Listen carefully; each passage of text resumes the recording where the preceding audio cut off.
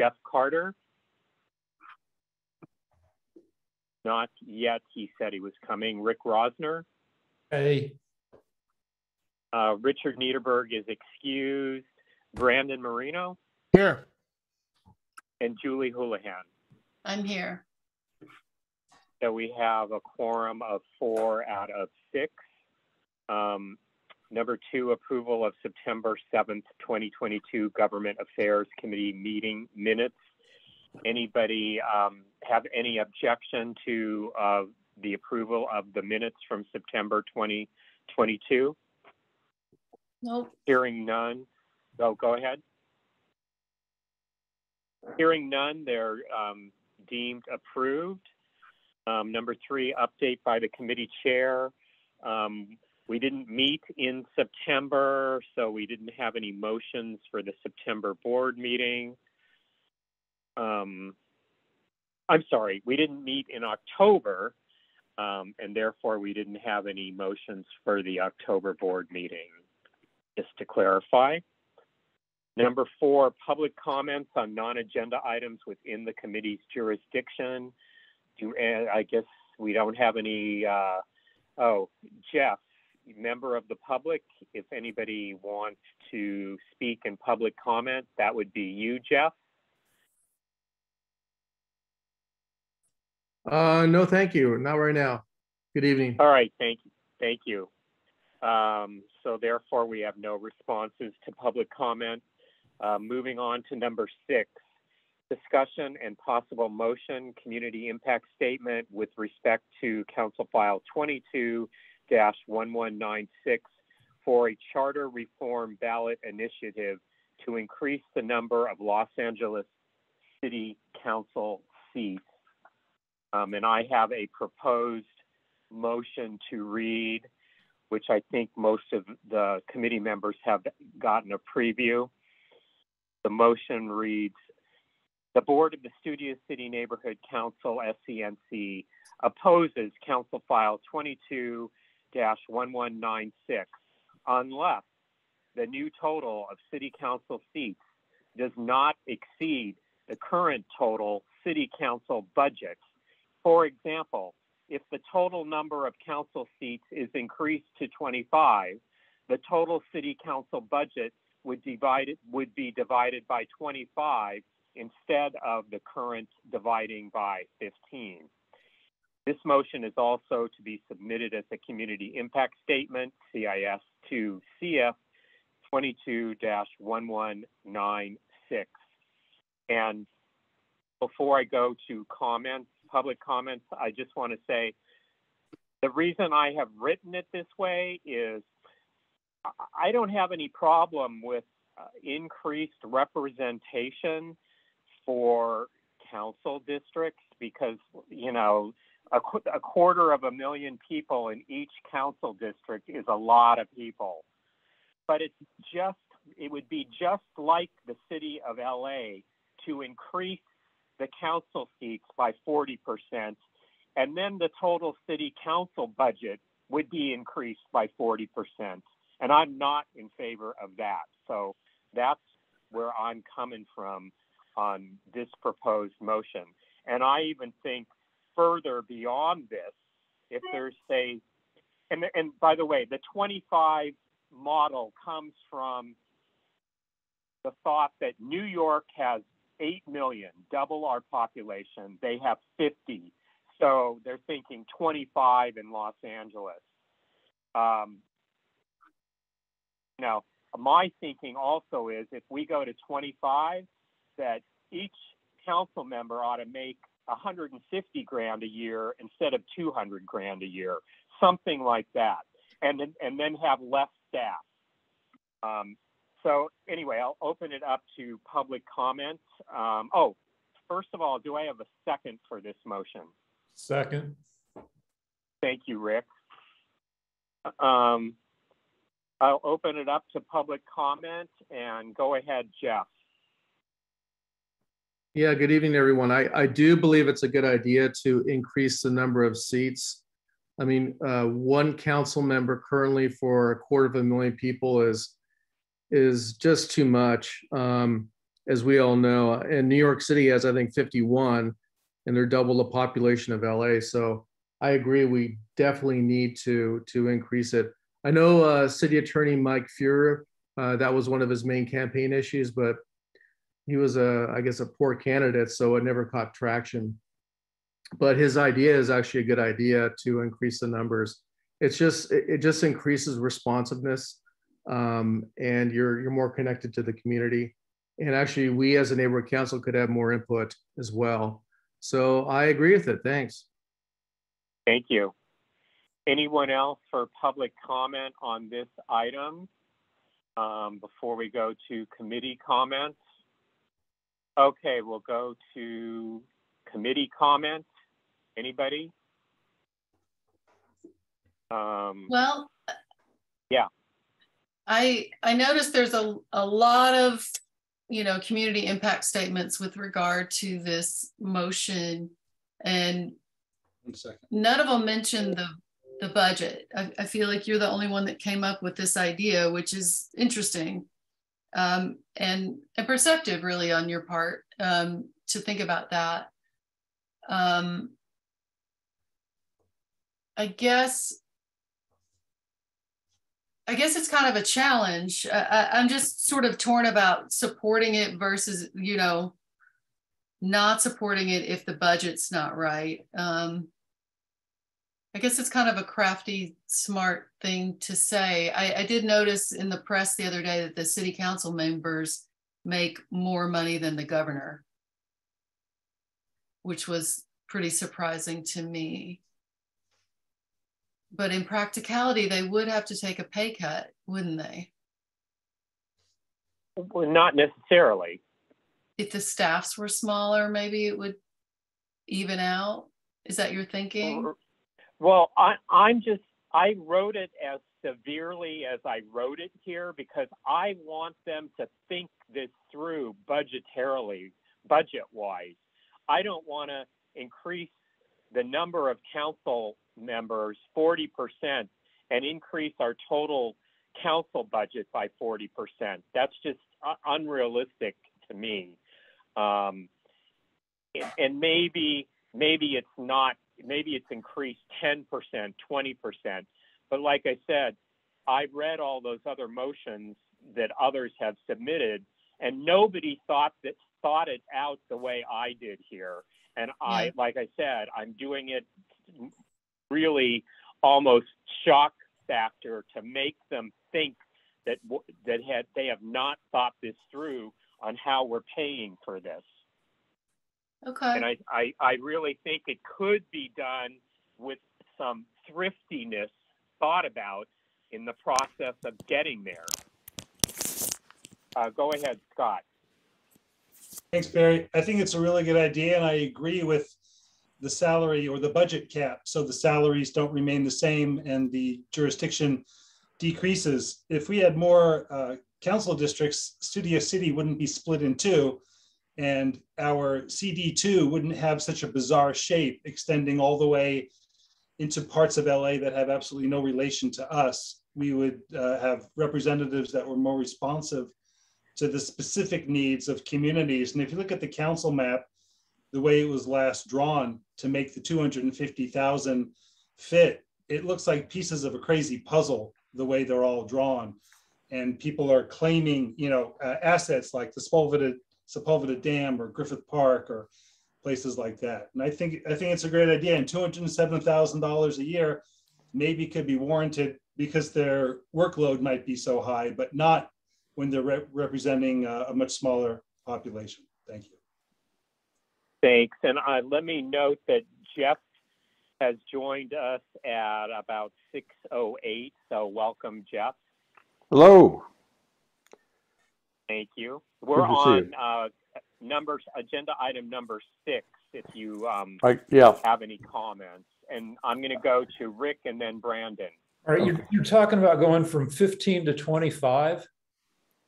Well, I said, for example, because they haven't formulated anything yet, but the 25 number I have heard talked about by some council members, just based on it being half the amount New York has for double our population. Well, that's a 67% increase. Okay, yeah. And so of the budget, how much goes for salary and how much goes for staff? I'm sure it's a lot more for staff, because even if every staff member only made 50 grand, look how many staff members each one of them has, and they're making 200 grand and maybe a little over 200 grand. How many staff members do they have on average? Well, they get a certain amount of dollars to work with, and they kind of decide who gets paid what, and that, you know, they can squeak as many staffers out of that as they can, but the staff budget's definitely more. Okay. So the savings definitely could be from having less staff. Okay, I just had those questions. Yeah. But like I said, part of the reason for me writing it the way I did here is nobody else in all the other motions on this council file from all the other neighborhood councils, nobody has thought about paying for this. You know, it's just like, oh yeah, we want more representation. So I mean, like I said, it's kind of for shock value to make a few people think. I had one more question that can't really properly be answered because it's a dumb question, but you know, the council has been riddled with corruption. Does changing the number of members help in any way? It's hard to say, you know. I think without our motion, you know, the motion that we may do in agenda item number 7 addresses that more, but until they have some changes on how we appoint our redistricting commission every 10 years, until they do that, we could have 100 council members and there could still be corruption. So the appointing of the redistricting commission has to be taken out of the hands of the city council. As it was done on the county level, it's out of the hands of the Board of Supervisors. So, all right, go ahead, Brandon. Yeah, I'm reading the motion, the council file right here. This is just for the chief legislative analyst to, with the assistance of the city attorney, to write a report that will be submitted. That's all this motion is about. Actually having the chief legislative analyst write a report to be submitted to the city council. This isn't actually something that they're going to be acting on right away. They're going to wait for the report, but it doesn't appear that they have a deadline for the report. So my concern is they want this charter reform ballot initiative before the voters of Los Angeles in 2024. Then they're going to an immediate redistricting process to implement the updated reforms after passage of the above-mentioned charter reform ballot initiative. So they have the chief legislative analyst who's going to write a report. Then they're going to read the report. Then they're going to debate, probably send it to a committee, have it come back. And my fear is they're not going to give us enough time to really digest it and come up with opinions on it before it goes straight to the ballot. I mean, with everything that all the backroom deals, just for 15 districts, I can't imagine the kind of backroom deals and politicking that's going to happen when you almost double that. So I'm for this. I think it's a good idea. I just think there should be really a lot of transparency involved here. Every step of this, no last minute backroom deals just before a vote. Everything has to be transparent, or there should be some serious repercussions. Thank you. Thanks, and hopefully this motion will jar something in the legislative analyst's mind to address the financial aspect of doing this. So go ahead, Jeff. Thank you. Can you hear me okay? Yeah. Okay, thanks. Well, you've all just hit exactly the things that occurred to me with both of these motions. Unfortunately, I've come to the conclusion that I have a very low percentage of confidence in this city council doing anything like this. And for the reasons that you've stated, I don't know what percentage are presently under indictment or have been indicted. I've also heard that this city council is the highest paid legislative body in the world per member, more than the Congress, more than the Politburo, whatever. So they're doing well, you know. But my real problem is exactly what the last speaker said. This is a political, this is what politicians love. And I hate to say this, but I would almost feel better if the Department of Justice, the United States DOJ, or someone totally removed from the city were to oversee this. But that's my concern. I think the rush concept that was brought up, the last minute concept that was brought up, all those things are the sort of the modus operandi of this city council. And so I'll be guided by your votes. If you need my vote to pass it and send it on to the board, I'll vote aye. But otherwise, I may not vote against it. But those are the points that I just wanted to make, and it applies to both resolutions. Okay, Thank you, Barry. Yeah, and this is something definitely we'll be following, you know, as it goes through council and the legislative analyst. And I'm hoping all these other neighborhood councils that just blanketly supported it will read our motion, because you notice we're opposing unless, you know, which makes it stick out. It's not every other one is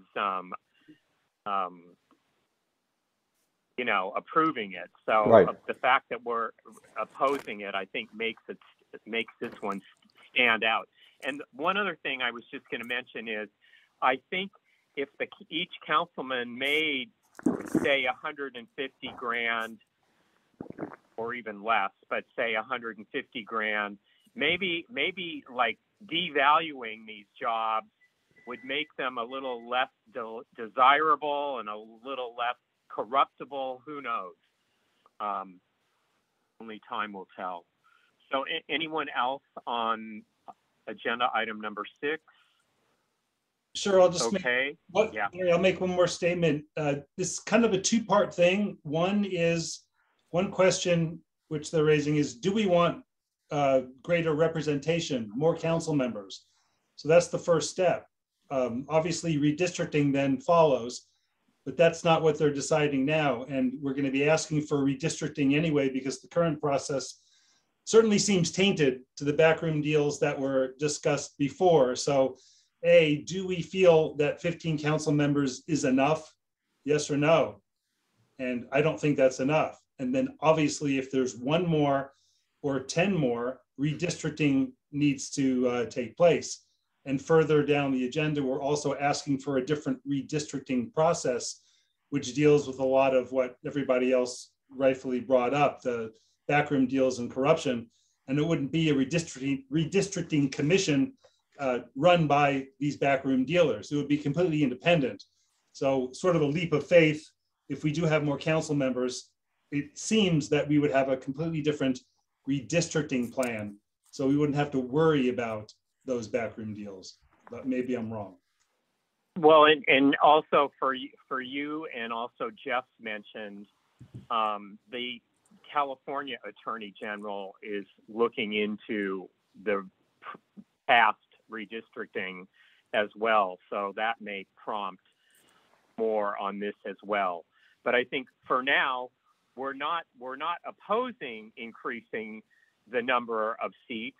We're just opposing it unless they don't divide their budget by 25 instead of 15.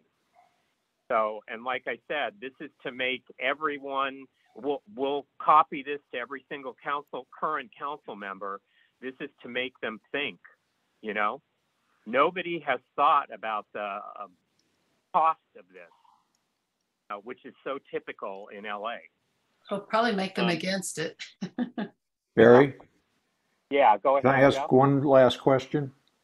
Yeah. With my hand up, and it is about independence. I leave you with this question.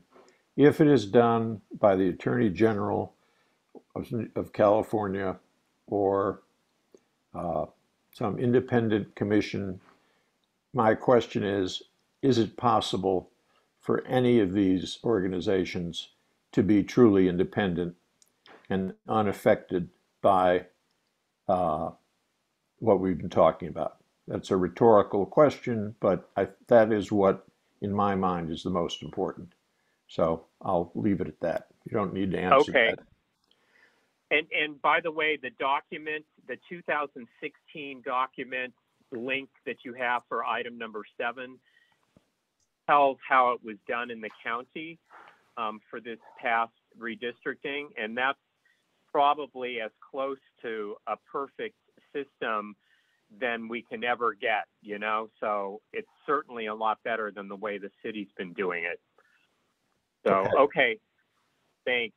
All right, I guess we'll move on to a vote. All in favor of this motion, raise your hands or say yes. Yes. I'm a Yes. yes. Yes. Yes. And that is everyone. And Jeff, how did you want to vote? I will, you have enough to pass it, right? Yeah. Okay, I'm going to abstain. Okay. Thank you, Jeff. Thank So you. the motion passes. Thank you all very much.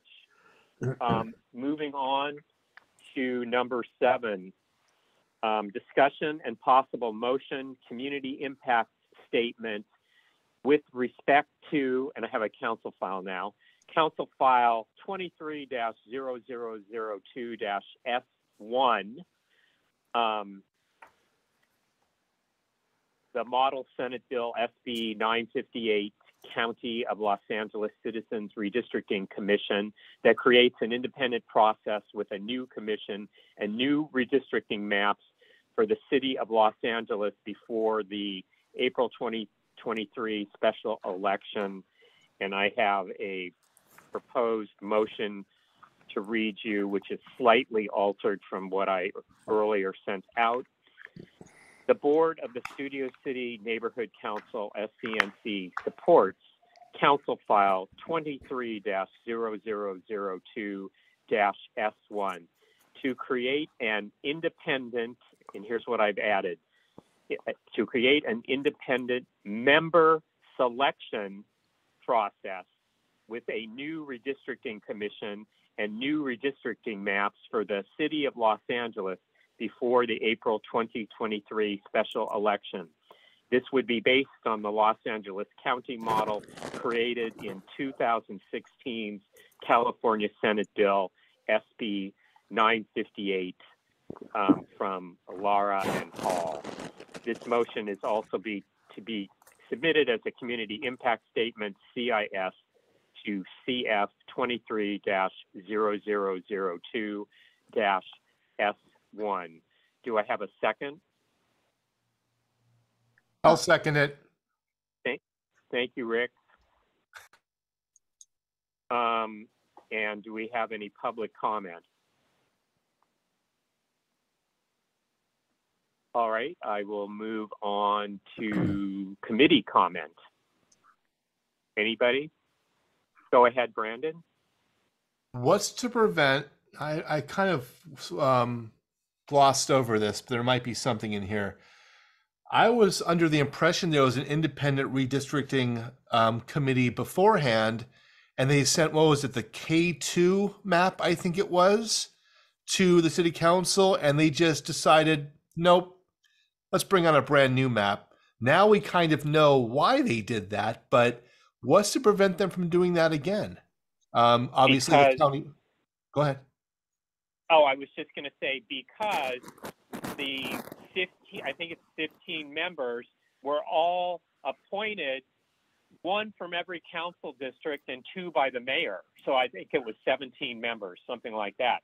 This would go to the way the county did it, where the electeds have nothing to do with who's appointed to the commission.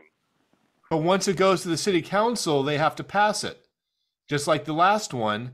And what if the city council doesn't like it and they, in essence, veto the whole thing and decide to come up with their own map like they did this past cycle?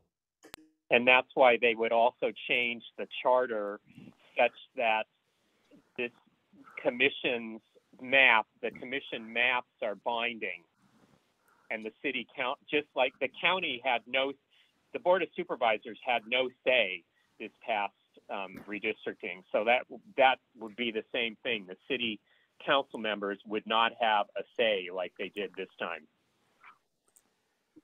So the county model, I think, was pretty good, except, you know, I even find, you know, the goal is to have the districts be precise and geographic, you know, within a geographic area. And I even in the county, I don't think they did that completely, but the city definitely was worse, just looking at 19-mile long skinny CD4. So go ahead, Julie. Yeah, I was going to say a little bit about similar to what Brandon said, whereas we had this quote unquote independent council. I can see now that they probably were a little bit biased, but they did have a lot of public hearings and they took a lot of public comment. And I thought the job they did was still very strange. They split us up. And so I guess I don't have confidence in the process overall, but I can still be for this motion. I'm not sure how they get the information they need to make sense of things, because I felt like this past group didn't quite understand the city or how it was broken up in the first place. So that's just I agree with you, Julie, but having gone through the 2010 redistricting, where I attended way more meetings than I did this past time, I probably attended 75% of the meetings, but they were all in person. And the Zoom redistricting did not do us any favors this year. It really, we ended up with what we ended up, I think, 50% because of Zoom. The in-person meetings were so much better. And in 2010, Studio City was in 3 council districts. The very first redistricting meeting I attended in public comments, I brought a cutout of the then CD2, which stretched from Studio City to Sunland Tahunga. It was an obscene shape. I stood there holding that in my hand, and they all laughed. But in subsequent meetings for 4 months, they kept referring back to the guy with the map from the cutout from Studio City, and we got as a result, we got Studio City into one council district after being in 3 from 2000 to 2010. And, you know, it just, Zoom, like I said, Zoom did us no favors this time, as I feel like every other aspect of city government, including neighborhood council meetings, we don't get the full effect with Zoom, and stuff goes by the wayside. Go ahead, Brandon.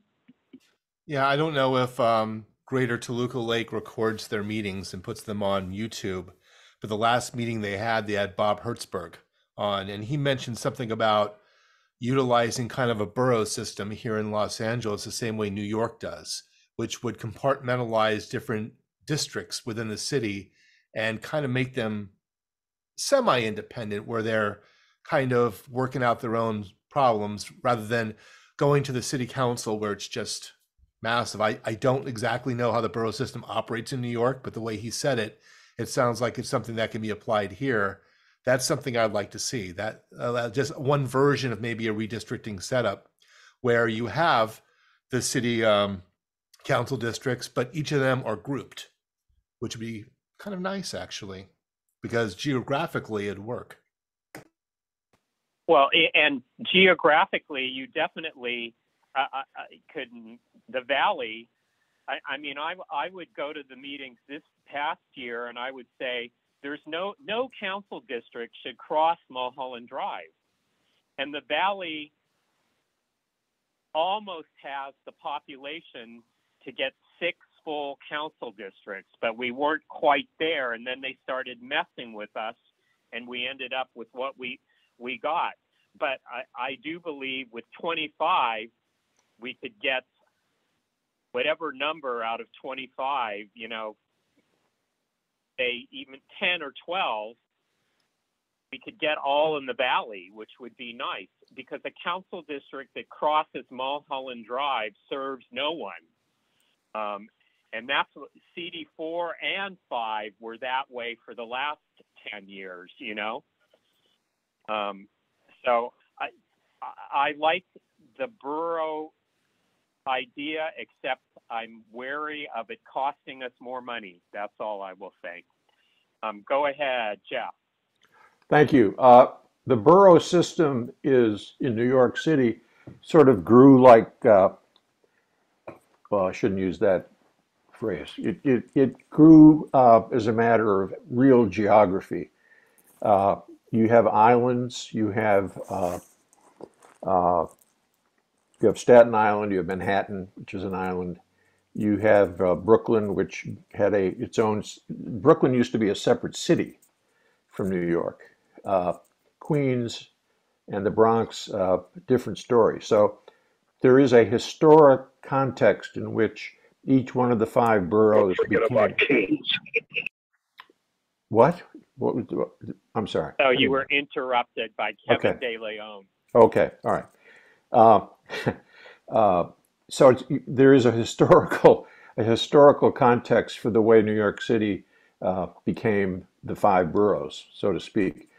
As far as how it works, this is not an expert opinion or anything, but you know, they have a borough president, they have council districts for the citizens, sort of like these.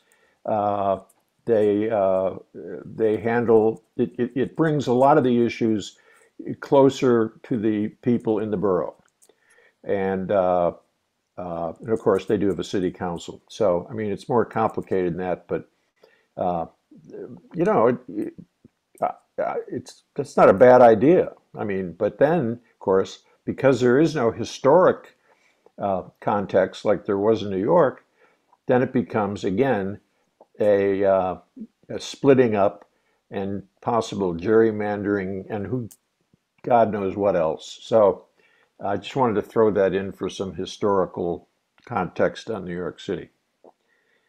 Thanks. Okay, thank you, Jeff. I'm going to go to Rick first, and then I'll go back to public comment for one late arrival. Go ahead, Rick. The team who figures out how to divvy up the city should, I mean, this would never happen, but it should have experts in the art of divvying up. Like you need a historian, you need a demographer, you need a couple statisticians. Right now with gerrymandering, everybody uses statistics to screw over everybody else, but you can also use it for good, use math for good. And it would be nice to be able to design something like that in, instead of just having it be, you know, pure guessing. Thanks. Yeah, and you know, our neighborhood council did a motion sometime back saying that they actually should make it like an ordinance saying when they do redistricting that no neighborhood council is divided into separate districts. And with 25 districts, it would be easier to never let a neighborhood council district be divided. Now, I think it still could be done now, but they don't work at it very hard. Yeah, it's a burden. So that would help. It's a burden on us to have to deal with two different offices. And we're a small city. Yeah. All right, I'll go back out of courtesy to late arrival for a public comment. Kevin De Leon, go ahead. Yes, and I'm running Kevin De Leon for governor 2026, assuming the FBI doesn't place him in a hotel, so to speak. And what do we have here? I was just at the Beverly Hills, Beverly Crest, trying to fight corruption. And over here in Studio City, you're trying to fight corruption. Always trying to fight corruption. Why can't we have an honest process? The city was gerrymandered. Yes, not by Jerry, but by Nuri. And we have to undo it. So go puppet once, map K 2.5 reinstituted immediately. So that Blade Blobenblield becomes your representative and mine. And we send Nithya back over the hill with her crazy people over there where she belongs. Because Nithya Raman is dangerous. She has a dangerous mind. Oh, she's smart. Yes, she's smart. Yes, thank you, human. Don't interrupt me. But she's evil. You know it, and I know it. Even though she's fixing our street lights and answering Goat Puppet's prayers for services, she's going to try to run for re-election. As I try to bring our good friend David back to the 4th District to make a better city. And remember, finally, vote for Kenneth Mejia for controller so we can retire that CD5 tyrant and send Paul Koretz back to his evil little city of West Hollywood with his condominium that he really owns in another city. I don't know if you knew that. He doesn't own any property in LA City. What? All right. Thank you, Kevin De Leon. Do we have any other committee comments for this motion? Okay, hearing none, we'll go on to take a vote. All in favor, say, raise your hand or say yes. I'm a yes. Yes. And Jeff? For the same reasons that I did on the other one, I'll abstain on this. Okay, no problem. Thank you.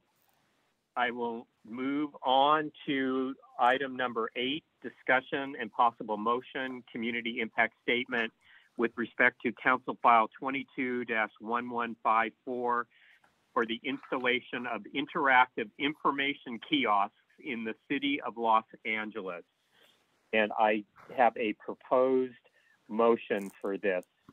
The Board of the Studio City Neighborhood Council, SCNC, opposes Council File 22-1154 unless the new interactive information kiosks do not have any advertising and do not face oncoming vehicle traffic. This motion is also to be submitted as a community impact statement, CIS, to CS 22-1154. Do I have a second? I'll second it. Thank you, Brandon.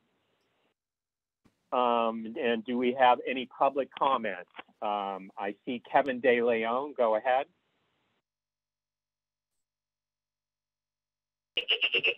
Yes, ladies and gentlemen, I bring you Kevin De Leon. Thank you. Oh, thanks everybody. Hi. I'm in hiding right now. I'm over in Glendale. You have to understand, I have to stay out of the city. But I'm all in favor of the kiosk. There should be an interactive menu on how to donate to the office holder accounts of the city council members. See, I only have $900,000 left in mine, And I want to get it back up to $4 million because that's where I take all my free trips and pay for my prostitutes and my free limousines and my alleged coke habit, which is not really a habit. It's more of a hobby. I like to experiment with drugs. So could you put that in the interactive map so that people can know where to send the money, because it's tax-free. It is money laundering. That's what my lawyer's telling me. But he's telling me it's legal. But he's telling me it's legal. As long as you make it legal, then I can get the money. I really appreciate that, and I'm glad also. Mark Ridley couldn't be here. He tried to attend, but he's trying to get his $397,000 check for the past 13 months plus his attorney fee. So anyway, we're doing good. I'm out going. I'm reaching out to all of you. I'm representing all of you, and I'm running for governor for 2026. So thank you so much. And thank you, Goat Puppet, for helping to hide me. You're welcome. Thank you. Thank you, Goat Puppet and Kevin De Leon. Thank you. We'll move to Jeff Hartwick. You're such a good man. Good evening again. Yeah, I have some concerns about the whole kiosk situation here. First of all, why do we even need kiosks when everyone has a cell phone and you can have an app that provides you with all kinds of travel information? I mean, when I was in London, I was able to download an app and figure out bus schedules of all the double-decker buses, and it was very efficient and effective. So I don't even know if we even need this to spend money on it as a city. The second problem I have with it is the advertising aspect, because what you have is a private-public partnership. They reference the company Ike, and they had an arrangement with the city of Houston, which is a private-public partnership. Well, they have certain advertising guidelines, and they prohibit certain kinds of political speech and whatnot. So my concern is that because it's a government influencing what can be posted, that could potentially be viewpoint discrimination and violate the First Amendment. I know there were lawsuits in DC against the metro system, and the ACLU filed several lawsuits because certain groups were prohibited from posting advertisements. So I think it could be a problem litigation-wise for the city if they're creating certain rules. And I know in Houston, you can't discuss reproductive rights, drug issues, or gun issues. So I think that's ripe for a lawsuit based on viewpoint discrimination. And then the third issue I have with these kiosks is vandalism. I mean, they're very expensive. They say they're kind of graffiti proof and whatnot, but you know, I think there's going to be a huge problem of vandalism, especially if they're in high pedestrian areas near downtown. Anyway, those are my thoughts on this. Thanks. Thank you. Let's go ahead, close public comment, and go to committee comment. Brandon, go ahead. Thank you. I'm reading the motion right here. This went through the Trade, Travel, and Tourism Committee, and they're talking about the Tourism Master Plan. They're talking about Los Angeles Tourism and Convention Board. They're talking about the City Tourism Department. Let's call a spade a spade. This is about the Olympics, isn't it? Sure sounds like it's about the Olympics. This is just spending a lot of money for something that's only going to take, what, 3 weeks? And then what? Where's the long-term maintenance? It says right there, like Jeff was talking about, it's IKE Smart City utilizing competitive RPV process for installation and maintenance of interactive kiosks in the city of Los Angeles. What kind of long-term deal do they have? 10 years, 15 years? What is it?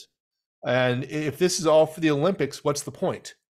If they're going to come and go and that'll be that, then we're stuck with a bunch of kiosks. As Jeff said, nobody's going to use because everyone's got a smartphone now, provided when they were showing these kiosks, if they were the same one that were in front of the Lancashire metro station some time ago, we could advertise the Studio City Neighborhood Council on those kiosks. But I don't know if it would be worth it. I don't think anybody would even use it because considering this is the city of Los Angeles, half of them would be broken.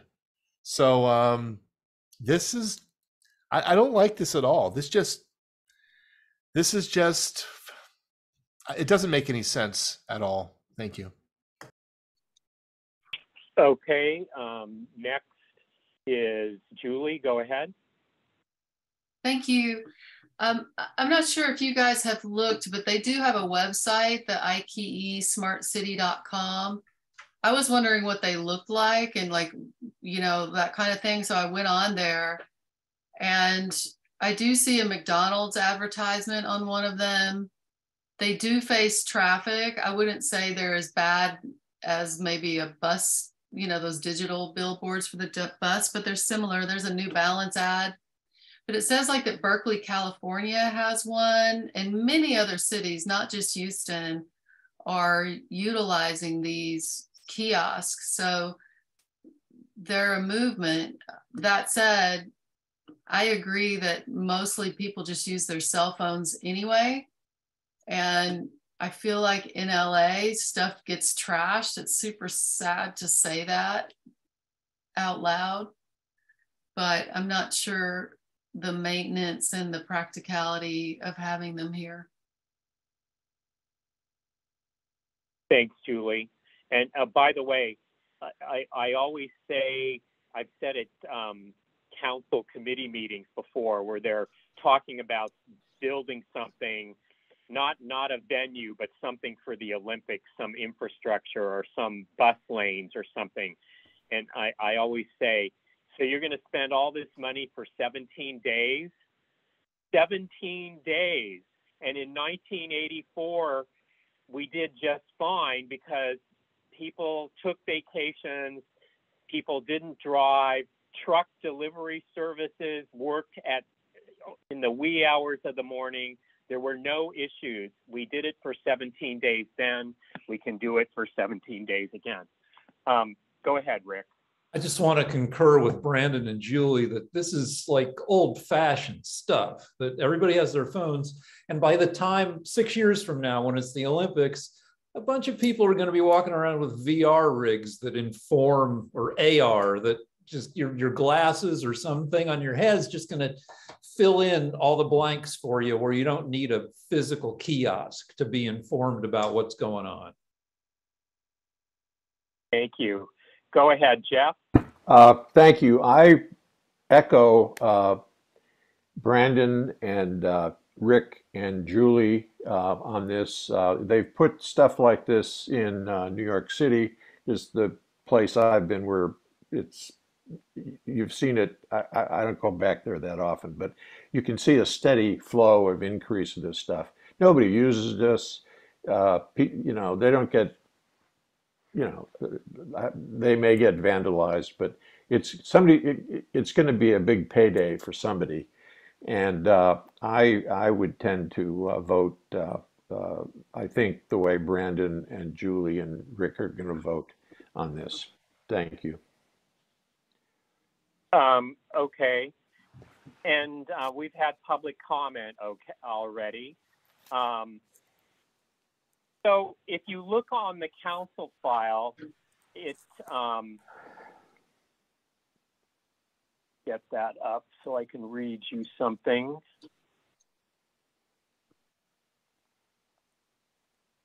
It has a report from the city attorney, which I believe Jeff had read. And the last thing they're saying is the city council would need to approve the contract and the CEQA document, which would likely involve referrals to one or more council committees.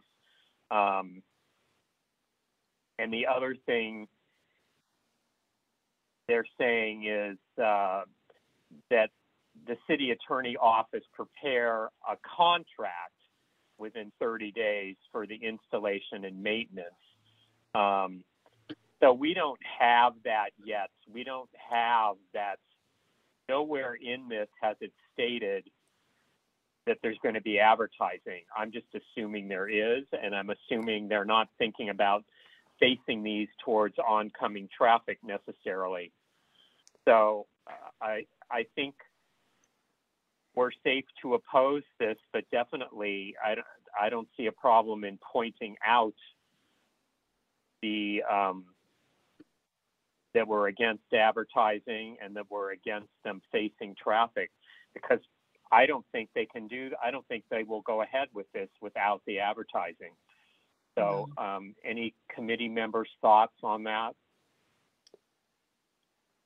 Go ahead, Scott. I'll just add one thing in reading the council motion. It's actually kind of funny. They're looking at what infrastructure is required in order to handle the large increase in visitation expected in the upcoming years. And it goes on to say how tourism is growing. I don't know about you, but these kiosks don't sound like the infrastructure that this city needs to handle the current population, let alone the increased tourism. I don't think when people arrive, they're going to be marching for the kiosks when they're touring the city. They're going to be looking for a bathroom.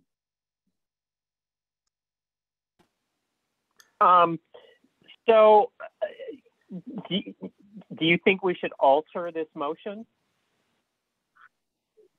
Yeah, I'm leaning towards that way, Barry, because we just don't want them no matter what. It sounds like. That's the thing. How about, so here's an amendment. The board of the Studio City Neighborhood Council opposes Council File 22-1154, comma, particularly because the new interactive information kiosks would have advertising and would face oncoming vehicle traffic. That opposes it, and it gives a couple reasons why. Any That's thoughts? good. Okay. Is that acceptable to everyone? Did we second it the first time around? We'll have, if you adjusted it, would it need another second? Yeah, like I'd have to get a second on my own amendment. Do I have a second? Yes. Oh, I'll second it. Okay. But then you have to go back to comments. Thank you. Yeah. So my second is from Brandon, and I'll go back to public comments if there is any public comment. Jeff Hartwig. Well, I think you should add in there for purposes of your amendment that people use their cell phones and that they're unlikely to really need to use a kiosk due to technological innovation, as Rick also pointed out with VR and stuff in the future. So I think it should be something very simple added to the amendments, something like, because of the huge amount of cell phone use and iPads and whatnot, that this technology is rather antiquated and not necessary for given the amount of costs involved, something like that. Thanks.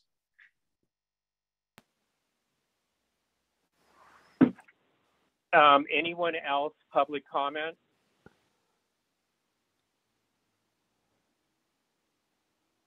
Okay, well, Jeff has really good ideas, and I'm like brain dead at this point to write that all into a new motion. So I'm tempted to say table it, but I don't know. What does anyone want to do? So you're saying in changing unless the new because the new interactive information kiosks would have advertising and would face oncoming traffic. In addition, the technology, modern cell phone technology renders these kiosks practically unnecessary, something like that. So in addition, modern cell phone technology. I'm just going to say modern handheld technology. Okay. I might use the word renders them obsolete before they're even built. Okay. renders these kiosks obsolete before they're even built. Okay, I like that. I like that addition because it represents our thoughts well. Okay, in addition, modern handheld technology renders these kiosks obsolete before they're even built. Do I have a second for this amendment? That was Rick. Thank you, Rick. Do we have any further public comment on this amendment? Seeing none, any further committee comment? Okay, so we can take a vote then. All in favor, raise your hands, yes, or say yes. I'm a yes. Yes. Yes, Carter is a yes. Okay, so we are unanimous. Thank you, everyone. And thanks for your help on that, getting that wording done. Moving on to number 9, comments from committee members on subject matter within the committee's jurisdiction. Anyone there? Anyone on the committee have anything for number 9?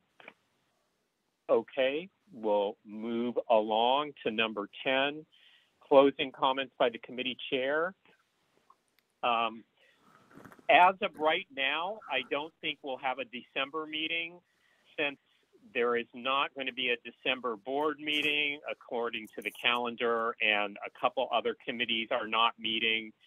And I haven't given Scott a definite answer on this yet because I just want to see if anything comes up. But my inclination is to not have a meeting in December. But I'll be in touch if we need to have one. And therefore, our next meeting would be Wednesday, January 4th, 2023. And keep in mind that the 1st is on a Sunday, the 2nd is the legal holiday, and the Rose Bowl. And Actually, Rose I do have Parade. something, Barry. I do have something. Yeah. Bonk is in the process of starting an ad hoc committee for the code of conduct with Schaefer and Webby, and Webby was the one who actually reconsidered the digital communications policy when it was originally a 4-3 vote against the DCP, and then they reconsidered it, and 2 of the 4 didn't show up there, just absent. So Schaefer was the lone man out. And now she has been appointed by Regaldo. I think that's the new president. If I'm mispronouncing his last name, I'm sorry. Lippman's no longer the president. Regaldo, I think, is. And he appointed Debbie Webby to work with Mr. Schaefer on the ad hoc for the code of conduct. So that's something to keep an eye on. I don't know when they're going to have their ad hoc committee meeting, but that's something to look forward to, at least for their findings, because it's coming around, and it's going to be very interesting how they figure out how they're going to enforce a code of conduct when they, according to Article 9 of the city charter, they can't discipline us. I don't know how they're going to pull it off. So I'm very curious how they're going to. I'm sorry? Subcommittee meeting? No, it's going to be an ad hoc. It's like they did with the digital communications policy. They're going to have a series of ad hoc meetings where they're kind of vetting it out. Then they're going to present it to Bonk during one of the 2 monthly Bonk meetings, and then they're going to get public input. So I'm very curious how they're going to navigate the waters here, just to keep an eye on it.